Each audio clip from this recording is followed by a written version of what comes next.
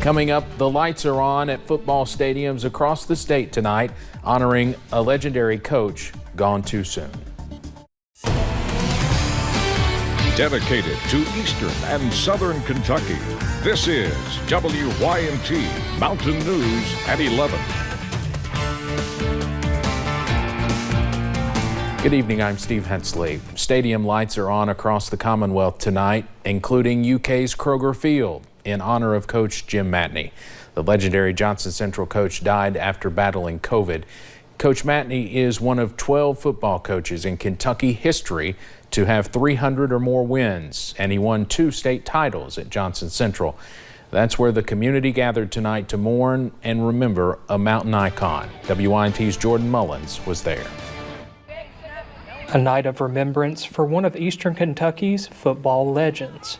I mean, Coach Matney, he's a one of a kind, you know. I mean, you can't beat it. I'm blessed to be here and play all 4 years and just have him to, you know, get me where I'm going now, and then just to coach all my other teammates. Coaches, players, students, faculty, staff, and many of the community came together at Johnson Central High School's football field to light up the turf and celebrate the life and legacy of Coach Jim Matney after he died earlier today. He's a pillar of this community, and I think his legacy will go on forever.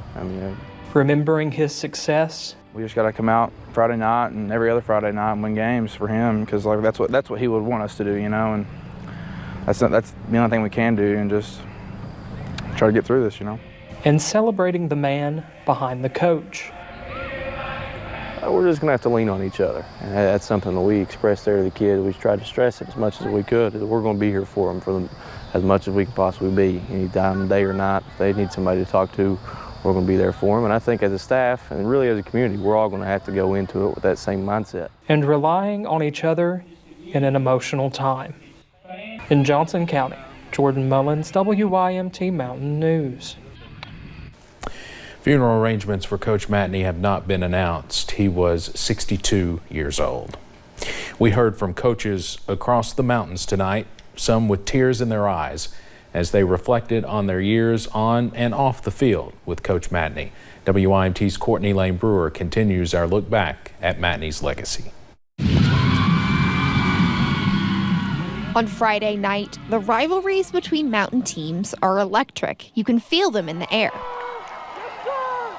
But the other 6 days of the week, their coaches share a sense of brotherhood, a brotherhood that lost one of its senior members.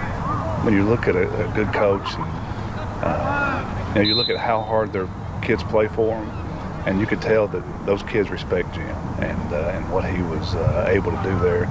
Played so hard, believed in what he was telling them, and went out each Friday night and played their guts out for him. Jim Matney was a 37-year veteran of the mountains, a Belfry alumnus as a player, and with more than 300 wins as a coach. We probably talk once every 2 weeks during the season, and maybe that often even in the off season. We've always kept that good relationship about discussing what's about football, just the competitive part of it, but also what's best for football in Eastern Kentucky, what's best for football in the state of Kentucky, because from that standpoint, our views were very similar. Touching the lives of players and coaches who didn't wear the black and gold.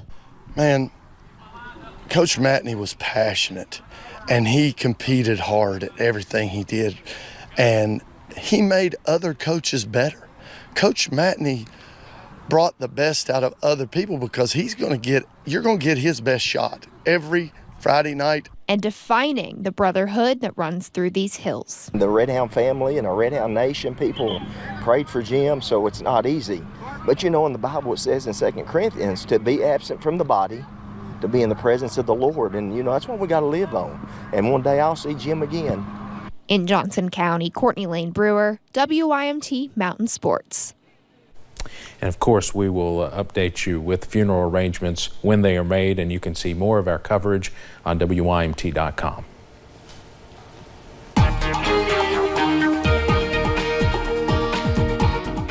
Another warm day around the mountains today. We saw plenty of sunshine. for the about third or fourth day in a row, as a matter of fact. Outside of a few showers on Saturday, we've seen sunshine since late last week, and we've got more on the way for this work week. Time-lapse camera from the University of Virginia at Wise showing the nice sunset we did have out there once those clouds began to diminish.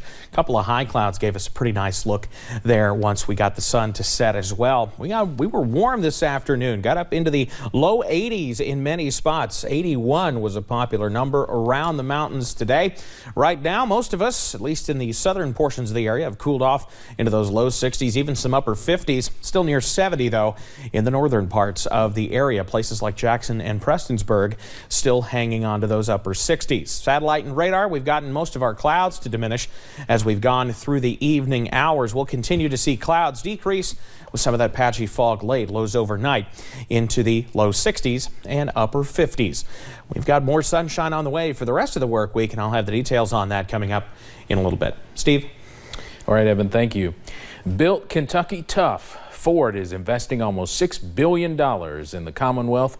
It's the single largest investment in our state's economy ever. The project, twin battery plants on 1,500 acres in Hardin County. The goal is to have batteries come off the lines by 2025. 5,000 new full-time jobs are expected.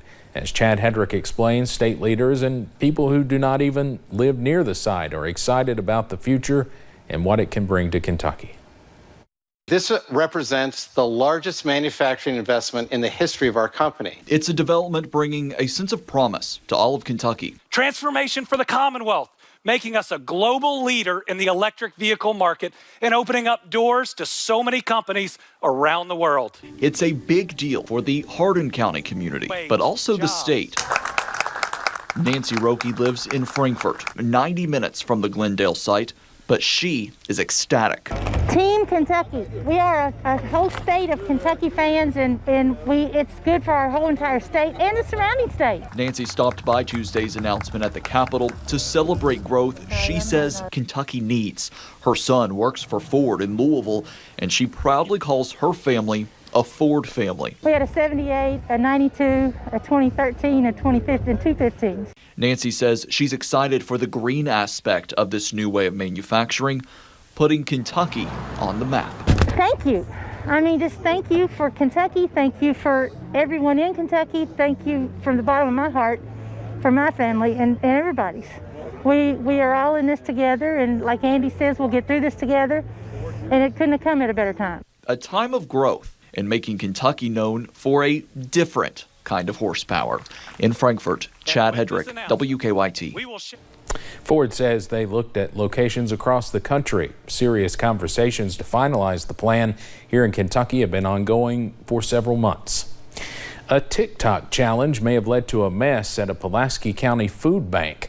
God's Food Pantry posted these surveillance pictures. They say Friday night a group of teenagers came onto their property to attempt the milk crate challenge. That's a popular trend on TikTok where people try to climb a large stack of crates. The surveillance pictures show the teens attempting the challenge and leaving a big mess for workers at the pantry to clean up. God's Food Pantry says they have a clear no trespassing sign, but they say they are not pursuing any legal action. A Barberville man was arrested Saturday on drug charges after police say a woman was brought to Barberville ARH unresponsive. The woman appeared to have taken an oxycodone tablet, which detectives with the Barberville Police Department were able to identify the source of and prepare a search warrant against Darian Bargo. Once searched, detectives found that Bargo's house contained a large quantity of what are believed to be counterfeit pills disguised as common medications.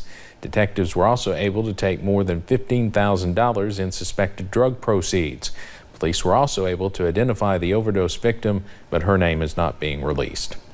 The Federal Drug Enforcement Administration issued the first public safety alert in 6 years on Monday. They are trying to raise more awareness about a nationwide surge in counterfeit pills being mass-produced by criminal drug networks. More than 9 million of these pills were found this year alone. It may look like a pill that was obtained from a pharmacy. However, it's the same color, may have the same impression, but it's potentially laced with something deadly. DEA administrators say the best way to know the pills you take are safe is to only get them prescribed from medical practitioners, doctors, or pharmacists. The positivity rate in the Commonwealth continues to decline, but COVID deaths remain high. Governor Beshear announced 4,551 new cases of COVID today, increasing the statewide total to 684,989. There were 56 new deaths reported today, bringing the death toll to 8,635. The positivity rate is now 10.40%. You can always find the latest COVID information on our website at WYMT.com. If you have an infant or small child, ensuring that their car seat is installed properly and that they are buckled in correctly is crucial, but many forget to check if their child's car seat is expired. Emma Davidson, a child care health consultant at the Kentucky River District Health Department, says if you are thinking about buying a car seat secondhand or even saving the seat for future use, it's important to keep track of the set's expiration date. Sometimes when you see secondhand car seats out there, that you make sure that you check the expiration date on it before you put your child in it, or before you give it to someone, or before you use it. To learn more about car seat safety, you can visit our website. This month is Suicide Awareness and Prevention Month, and while the month is almost over, one Whitley County family is raising awareness year-round in memory of their daughter. 16-year-old Bethany Lawson died by suicide on August 11, 2018. Her mother, Melissa, says her daughter was a bright light in the lives of so many people. She and her family started a program called Bethany's Hope as a way to remember her. I'm a firm believer that if you want to heal or you're going through something, you need God's guidance in that. And if you don't have that, you're going about it the wrong way. You're not going to do it as well. I will just say that. You know, I can't imagine going through something like this without him. Melissa says while Bethany did not show any warning signs, she encourages everyone to look out for each other. Coming up at 11, plans to get young children vaccinated took a step forward today as those eligible for booster doses continue to make appointments across the country. And as we head through the rest of the work week, we're going to keep things on the warmer side. I'll have the latest details coming up.